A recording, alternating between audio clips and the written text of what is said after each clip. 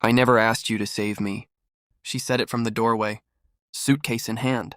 Face calm, detached, 6 months after I emptied every account I had to keep her alive. The hospital lights were still burned into my memory, the smell of antiseptic, the sound of machines breathing for her. I signed every paper without reading the fine print. Surgery after surgery, experimental treatment insurance refused to cover. I sold my father's watch, our vacation fund, the small investment portfolio I'd built for our daughter's college. I told myself money can be earned again. A wife can't.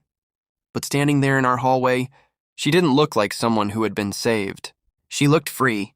Behind her, parked at the curb, was a silver sedan I'd never seen before. Inside it, a man who didn't bother hiding. And my daughter, my 16-year-old, stood next to her mother.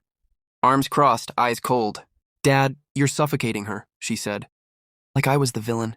That was the moment something inside me stopped bleeding and started calculating. We weren't always like this. There was a time when she would reach for my hand in crowded rooms, when my daughter would run to the door when I came home from work. We built everything from nothing. Small apartment, secondhand furniture, late-night pizza on the floor because we couldn't afford a table. I worked 70-hour weeks so she could quit her job when our daughter was born. I never complained. I was proud to provide. The accident changed the script. A drunk driver, twisted metal, 3 broken ribs, internal bleeding, a spinal injury that required immediate intervention. Doctors told me the odds. They were careful with their tone. I didn't care about odds. I cared about her breathing. So I paid every dollar. And when she woke up weeks later, fragile but alive, she squeezed my hand and whispered, "You saved me." I believed that meant something. What I didn't know was that during her physical therapy sessions, someone else was whispering too. The therapist, Daniel. Kind, attentive, listening. He heard her complaints about feeling trapped, about how I hovered, about how I made decisions too quickly. He validated her. I paid for their bonding time. I didn't suspect anything at first. I was too busy rebuilding our finances, working double shifts, taking on consulting contracts at night. But I started noticing the shifts. Her phone face down. Password changed. Long therapy sessions that extended past closing hours. Perfume, subtle, not hers. Then one night, she left her tablet open on the kitchen counter. A message popped up. "I can't wait until you're free." Signed with a heart. Daniel. My chest didn't tighten. It went quiet. I scrolled. Plans, hotels, conversations about how I was controlling, how she owed it to herself to be happy. There was even a message about how my life insurance policy would help him rebuild. That was the moment grief turned into precision. I didn't confront her. I smiled. I kissed her forehead. I asked about therapy, then I started moving pieces. First, I called my lawyer, quietly. Not a divorce lawyer. A financial one. Every asset I had was reviewed. Every joint account analyzed.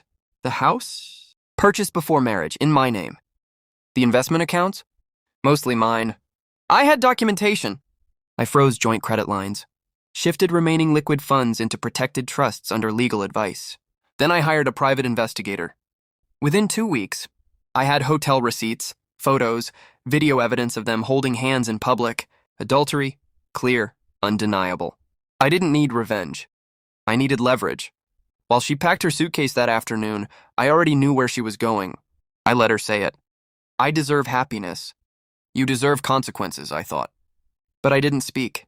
Instead, I handed her an envelope. She frowned, opened it. Her face drained of color. Divorce papers. Filed that morning, citing infidelity. Attached were printed photos, messages, financial records. I watched the man in the car step out, suddenly unsure. "I never asked you to save me," she repeated, weaker now. "I know," I said calmly. "But you did sign a prenup." Daniel's expression shifted. He hadn't known. The prenup was airtight. Infidelity voided spousal support claims, protected premarital assets, limited marital claims significantly. And I had documented every dollar I spent on her medical care. Under state law, dissipation of marital assets due to adultery can be factored in, meaning she'd be responsible for part of the debt incurred. Her debt, not mine. My daughter looked confused. I didn't yell. I didn't threaten. I simply told her the truth. Everything I did was for this family. But actions have consequences, including yours. She thought siding with her mother meant loyalty. What it meant was forfeiting certain college funds that were legally structured under my discretionary trust. I didn't cut her off. I made her earn it. Grades, accountability, therapy, a relationship rebuilt on honesty, not manipulation. The fallout wasn't dramatic. It was quiet. Daniel left within 3 months. Turns out romance fades when financial reality arrives. Medical bills, limited settlement, no house, no alimony. She had to move into a small apartment. He didn't follow. The final confrontation happened in a courtroom. She tried to paint me as emotionally distant. The judge wasn't interested in narratives.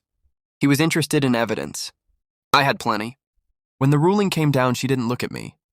My daughter did, and for the first time since the driveway scene, there was something in her eyes that resembled understanding, not sympathy, respect. I live in the same house, renovated it, turned the spare room into a study. I rebuilt my finances, slowly, intentionally, peacefully. Sometimes late at night, I replay her words. I never asked you to save me. She was right. She didn't ask.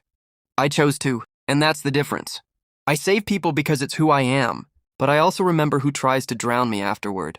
Betrayal doesn't deserve rage. It deserves consequences, and I deliver those with a steady hand. No shouting. No revenge fantasies. Just the brutal, precise cost of walking away from the man who gave you everything. They learned, and I never had to raise my voice.